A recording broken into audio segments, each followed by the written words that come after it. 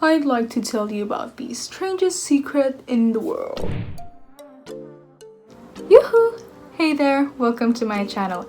In this video, we're going to talk about what makes a person successful, and we're going to do it in a way that is as simple as possible because in our world today, in the society, sometimes success is so complex, and so we're going to break it down in 5 easy steps.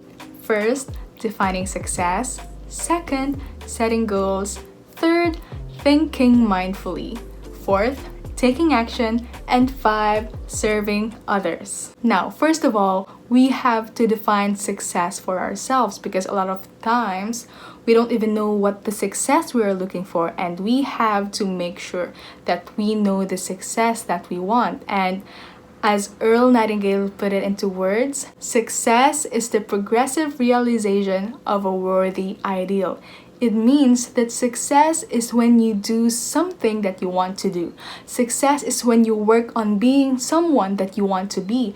And it's not about having a certain amount of money or having a certain amount of fame, because a lot of times that's what society projects to us. But then success is when you actually are doing something that is aligned with who you are, doing something deliberately because you want to do it and not because somebody else is making you do it.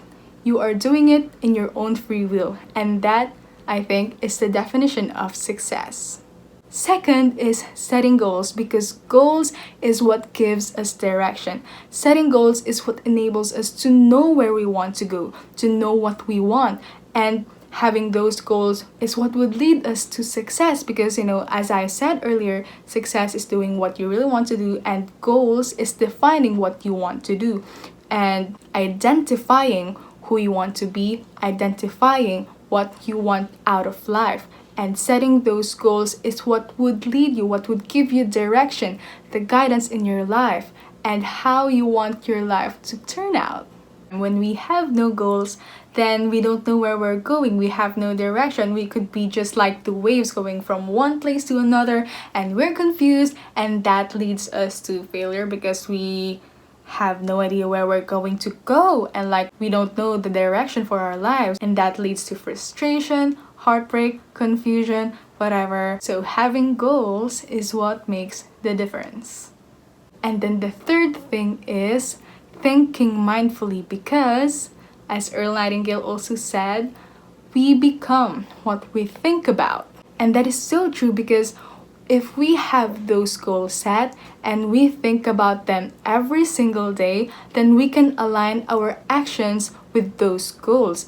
And we think about what we are going to do to achieve those goals. We're going to be able to plan ahead and plan the actions that we want to take, and then that would be registered in our mind and it would be planted, just like how we're planting an orange tree and then we're going to have an orange as a result, because as ye sow, so shall ye reap.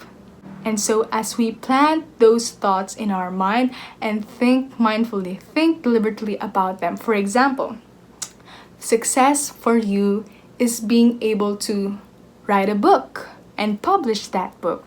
And so your goals are to be able to write that manuscript, and then breaking down that goal is writing your outline, the chapters for your book. And then smaller goals are writing paragraphs for that book, and then being able to pass a finished manuscript and then eventually being able to publish it. So that is your goal, and while you are doing that, while you are working on that, you are already successful. And thinking mindfully about those, like the concepts that you want to put in your book, that is something that would help you reach that goal and eventually be successful. And that brings us to the fourth thing, which is taking action, because having all those thoughts, having those ideas without action is useless. It wouldn't lead us to success. We have to take action to be able to reach those goals, to be able to be successful, and to progressively realize whatever it is that we want out of life, to progressively work on the things that we want and the things that we want to be, where we want to go. And it's about really defining the things that you need to do, the tasks, and taking action upon it and being able to really execute, because execution is what makes things come to life, and creating things for the purpose that you have set for yourself, for the goal, for the objective that you have in your mind. Are these all making sense? I hope that it does. The fifth thing is serving others and being of contribution to the world, because having success just for ourselves, I personally think, is useless, especially if it's just for us, like me, I, and all that. Because success is there to be shared with others and to be of service to people. Like, if you have created a book that could help a person, for example, maybe that's a cooking recipe book, like a cookbook, then it would be able to help people to cook dishes that are healthy for them, and that would enable them to have meals that they are happy about, that are delicious and all that. So that is of service, and it is about really being connected with fellow humans, because as a human, as a part of the human race, we are here to work with each other. We are here to create and to collaborate and make our world a better place.